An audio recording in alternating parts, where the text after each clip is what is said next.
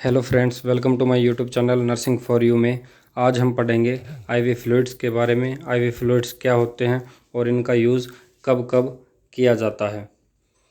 Ivy मतलब intravenous, और ivy fluids जो है वो हम वेंस के अंदर डायरेक्टली इंसर्ट करते हैं, इसलिए इसका नाम है ivy fluids. Ivy fluids commonly तीन तरीके के होते हैं: isotonic fluid, hypotonic fluid and hypertonic fluid. अब हम एक एक करके सभी टाइप के फ्लूइड के बारे में पढ़ेंगे। पहला हमारा जो फ्लूइड है वो है आइसोटोनिक फ्लूइड। तो आइसोटोनिक फ्लूइड की क्या डेफिनेशन होती है? A solution that have same salt concentration as cells and blood. तो वो सॉल्यूशन जिसमें कि सॉल्ट कंसंट्रेशन, जो कंसंट्रेशन ब्लड में होती है उसी के इक्वल होती है। मान लीजिए जो हमारी ब्लड वेसल्स है उसके अंदर सॉल्ट की कंसंट्रेशन, मतलब जैसे कि सोडियम है, सोडियम की जो कंसंट्रेशन ब्लड के अंदर है वही कंसंट्रेशन हमारी सॉल्यूशन के अंदर होती है। अगर कोई भी ऐसा सॉल्यूशन है जिसमें सेम कंसंट्रेशन है जो कि ब्लड में है और वही सॉल्यूशन में है, तो उस फ्लूइड को हम बोल देंगे आइसोटोनिक फ्लूइड। अब आइसोटोनिक फ्लूइड में कौन कौन से फ्लूइड आते हैं? 0.9% NS मतलब नॉर्मल सलाइन, D5W मतलब डेक्सट्रोज 5%, और RL मतलब रिंगर लैक्टेट। अब हम इन सभी फ्लूइड के बारे में पढ़ेंगे, जैसे कि 0.9% NS, D5W और रिंगर लैक्टेट कब कब ये यूज़ करी जाती हैं। तो पहली है हमारी नॉर्मल सलाइन। जैसा कि आप इसमें पिक्चर में देख रहे हैं, 0.9% NaCl इस प्रकार की कुछ बोतल होती है। 500 ml में ये आती है। 100 ml में भी इसकी एक छोटी बोतल जो है वो अवेलेबल होती है। तो इस NS का नाम है 0.9% सलाइन। कंपोजिशन इसकी अगर हम बात करें तो कंपोजिशन होती है 0.9% सलाइन। अब 0.9% का क्या मतलब है हम ये देखते हैं। 0.9% का मतलब है 0.9% sodium in 100 ml of solution, मतलब 0.9 ग्राम सोडियम जो है 100 ml ऑफ सॉल्यूशन में होता है। वहीं बात करें अगर हम 1 लीटर सॉल्यूशन की, तो 9 ग्राम सोडियम एक सॉल्यूशन में हमें मिलता है। अब हम देखते हैं कि नॉर्मल सलाइन को हम किन किन कंडीशन में यूज कर सकते हैं। यूज इसके क्या क्या है? तो usages of normal saline: dehydration या लॉस ऑफ वाटर।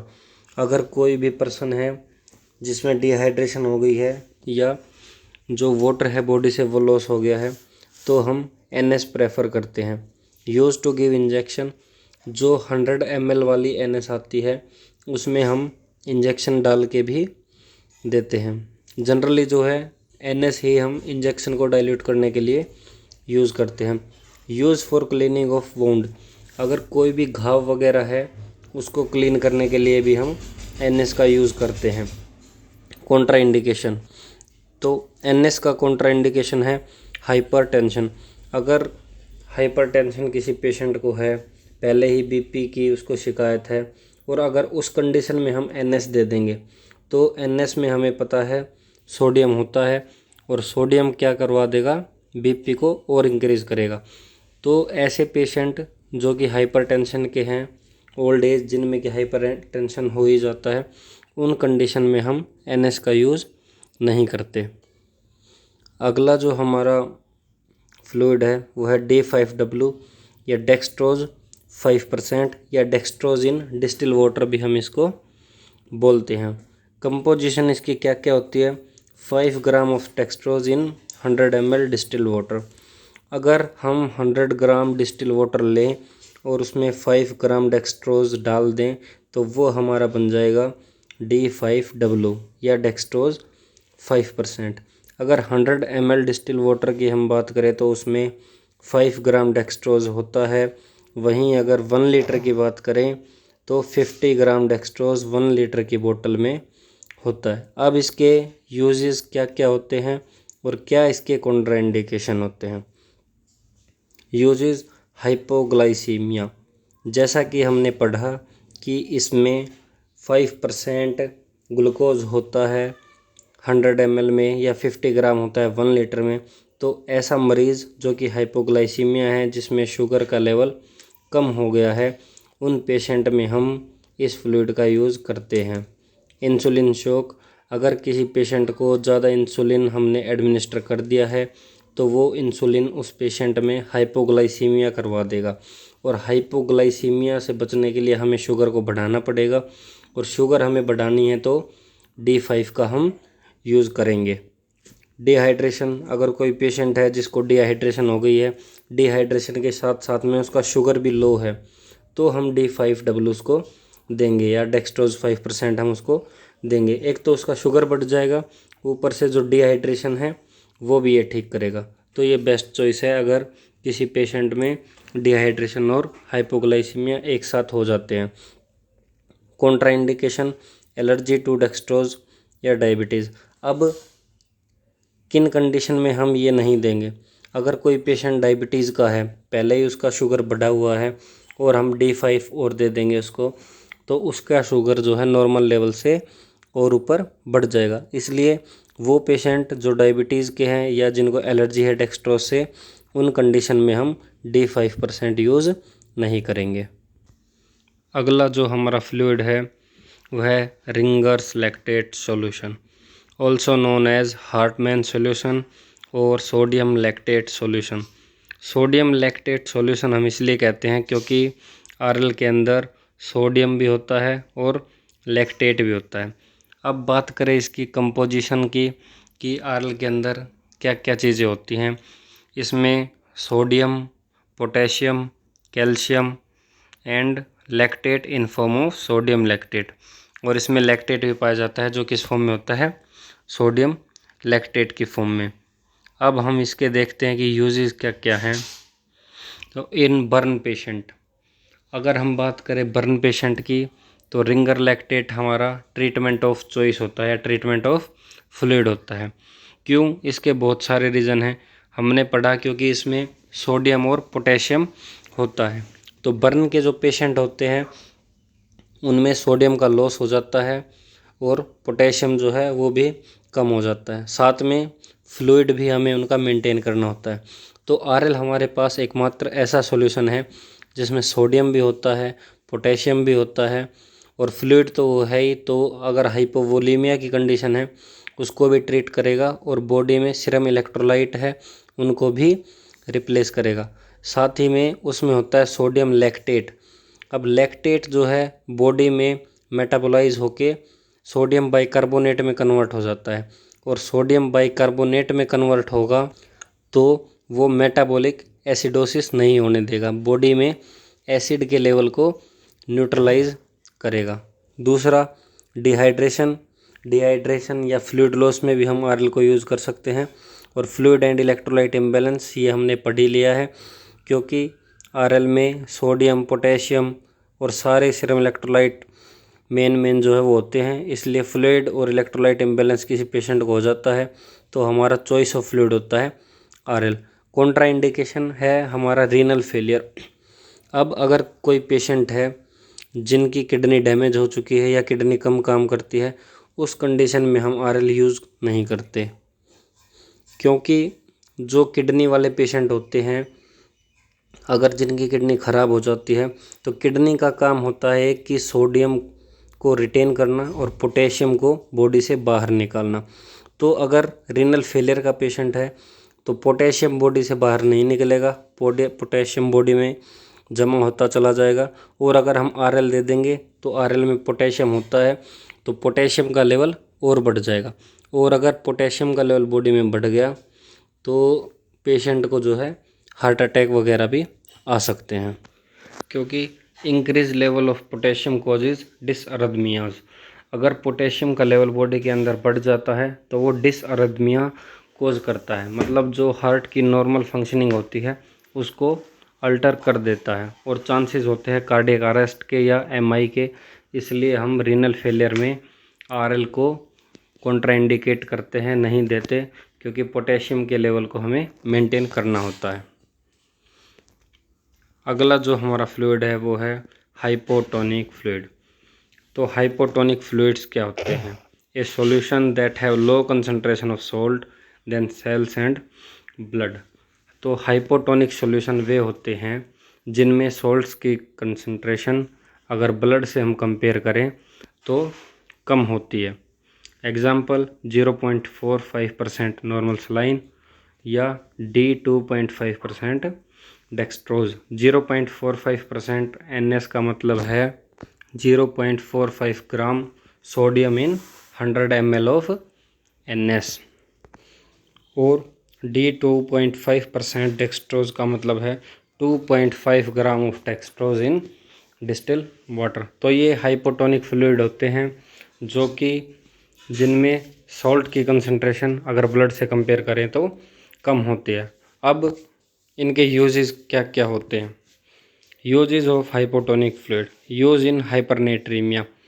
अगर कोई पेशेंट है जिसके अंदर सोडियम का लेवल बढ़ गया है तो उस कंडीशन में हम हाइपोटोनिक फ्लूइड का यूज़ करते हैं, क्योंकि ये ब्लड वॉल्यूम को डाइल्यूट कर देगा और जो सोडियम है उसके लेवल को भी डाइल्यूट कर देगा, तो सोडियम की कंसंट्रेशन ब्लड में कम हो जाएगी। Fluid loss by vomiting. अगर फ्लूइड लॉस होता है बॉडी में तो उस कंडीशन में भी हम हाइपोटोनिक फ्लूइड यूज कर सकते हैं। Contraindication, liver disease, burn patient और इंक्रीज ICP। अगर लीवर का पेशेंट है तो उस कंडीशन में हम हाइपोटोनिक फ्लूइड यूज़ नहीं करेंगे।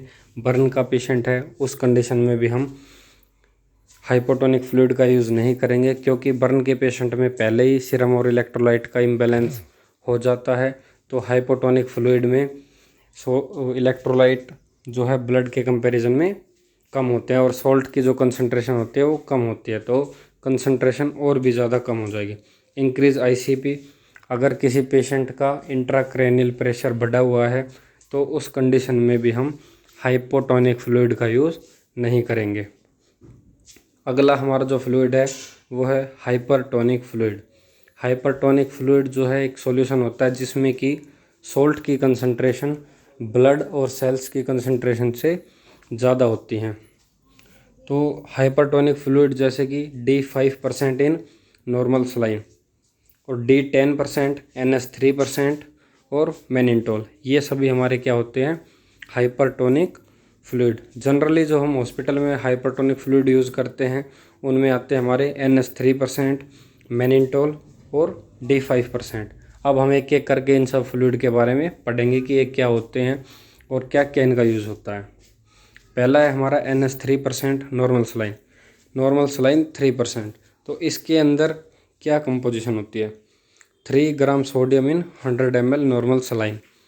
जो 3% है इसका हमारा यही मतलब होता है कि 3 gram of sodium present in 100 ml of normal saline. अगर हम करें बात 1 लीटर की, अगर 1 लीटर में 3% सोडियम हो तो 30 ग्राम सोडियम इन 1 लीटर नॉर्मल सलाइन। अगर 1 लीटर नॉर्मल सलाइन में हम 30 ग्राम सोडियम मिला देंगे तो वो हमारा NS3% बन जाएगा। अब इसके यूजेस क्या क्या होते हैं और किस कंडीशन में ये कॉन्ट्राइंडिकेटेड होती है वो हम पढ़ेंगे। Uses of 3% NS hyponatraemia. अगर किसी पेशेंट के अंदर सोडियम का लेवल कम हो जाता है तो हम NS3% का यूज़ करते हैं, क्योंकि NS3% के अंदर सोडियम का लेवल ज़्यादा होता है। 3 ग्राम सोडियम 100 ml के अंदर प्रेजेंट होता है, इसलिए हम हाइपरटोनिक फ्लूइड के अंदर 3% NS देंगे, जिससे कि अगर पेशेंट में हाइपोनेट्रीमिया है तो वो कंडीशन ठीक हो जाएगी। Cerebral oedema. अगर किसी पेशेंट के ब्रेन में स्वेलिंग है और स्वेलिंग का मेन जो रीज़न होता है वो पानी भरने की वजह से हो जाता है, फ्लूइड एक्यूमुलेशन की वजह से। अगर कोई पेशेंट है जिसके सर में, दिमाग में पानी भर गया है तो उस कंडीशन में हम हाइपरटोनिक फ्लूइड देंगे NS3%। अब ये क्या काम करेगा, जैसे ही हम ब्लड में ये लगाएंगे तो ब्लड की ओस्मोलैरिटी को ये बढ़ा देगा, हाइपरटोनिक कर देगा। और हाइपरटोनिक फ्लूइड क्या करेगा, जो हाइपोटोनिक फ्लूइड होता है उसको अपनी तरफ खींचेगा, तो ब्लड में 3% NS का अमाउंट बढ़ जाएगा और ब्रेन में जो फ्लूइड होगा वो होगा हाइपोटोनिक और ये होगा हाइपरटोनिक। तो फ्लूइड जो है वो शिफ्ट होगा हाइपोटोनिक से हाइपरटोनिक की तरफ। इसलिए जो ब्रेन में स्वेलिंग वगैरह है, सेरेब्रल एडिमा जिसको बोलते हैं, वो कम हो जाएगी। इंक्रीज ICP, अगर किसी पेशेंट का इंक्रीज़ है इंट्राक्रैनियल प्रेशर, उस कंडीशन में भी हम 3% NS का यूज़ करेंगे, जिससे कि ICP कम हो जाएगा। पॉइंट्स टू रिमेंबर, कुछ पॉइंट 3% NS के बारे में। Always give NS 3% slowly. अब ये बहुत ही याद रखने वाली चीज़ है कि NS 3% को हमेशा स्लोली दिया जाता है। अब इसका रीज़न क्या है कि 3% को हम हमेशा स्लो क्यों देते हैं। मान लीजिए 3% NS को हमने स्पीड से किसी पेशेंट में दे दिया। अब अगर पूरी स्पीड से हमने किसी पेशेंट में एडमिनिस्टर कर दिया तो ये ब्लड को बना देगा हाइपरटोनिक। जो ब्लड में वैल्यू है सोडियम वगैरह की, वो बढ़ जाएगी। अगर हम कंपेयर करें किससे, अगर हम कंपेयर करें ब्रेन के जो टिश्यूज़ वगैरह हैं, अगर उनसे हम कंपेयर करेंगे तो और ब्लड में ज़्यादा हो जाएगी, जिससे कि जो ब्रेन में या ब्रेन सेल्स के अंदर जो हमारा फ्लूइड होता है वो शिफ्ट होना स्टार्ट कर देगा ब्लड के अंदर, जिससे कि कंडीशन और भी ख़राब हो जाएगी और भी हाइपोनेट्रीमिया हो जाएगा। तो हमेशा 3% NS को स्लो दिया जाता है ताकि ब्लड की ओस्मोलैरिटी जो है मेंटेन रहे और वो परफ्यूज़ होके ब्रेन टिश्यूज़ में और सेल्स में चली जाए, जिससे कि हाइपोनेट्रीमिया की जो कंडीशन है वो ठीक हो सके। अगला जो हमारा फ्लूइड है वो है मैनिनटोल 20%। ये हम हॉस्पिटल में बहुत ही जनरली यूज़ करते हैं। इसकी कंपोजिशन होती है 20 gram of mannitol in 100 ml solution. ये जनरली 100 ml की बोतल ही हम यूज़ करते हैं हॉस्पिटल में, 100 ml की बोतल ही इसकी आती है। तो 20% का मतलब है 20 gram of mannitol in 100 ml। अब इसके यूजेस क्या क्या होते हैं। Use in cerebral oedema. Mannitol को जो है सेरिब्रल एडिमा, अगर स्वेलिंग हो जाती है ब्रेन में, तो इस कंडीशन में हम यूज़ करते हैं। अब ये सेरिब्रल एडिमा को कैसे कम करेगा ये हम देखते हैं। मैनिनटोल जो है डायूरेटिक का काम करता है। डायूरेटिक का मतलब होता है जो यूरिन आउटपुट को इंक्रीज़ कर दे। तो मैनिनटोल जो है वो यूरिन आउटपुट को इंक्रीज़ कर देगा और बॉडी से अगर जितना फ्लूइड बाहर जाएगा तो सेरिब्रल फ्लूइड है जिसकी वजह से स्वेलिंग हुई है वो भी जो है पहले ब्लड के अंदर आएगा और फिर ब्लड के द्वारा शरीर से बाहर निकल जाएगा। तो सेरिब्रल एडिमा कम हो जाएगी। Act as osmotic diuretic.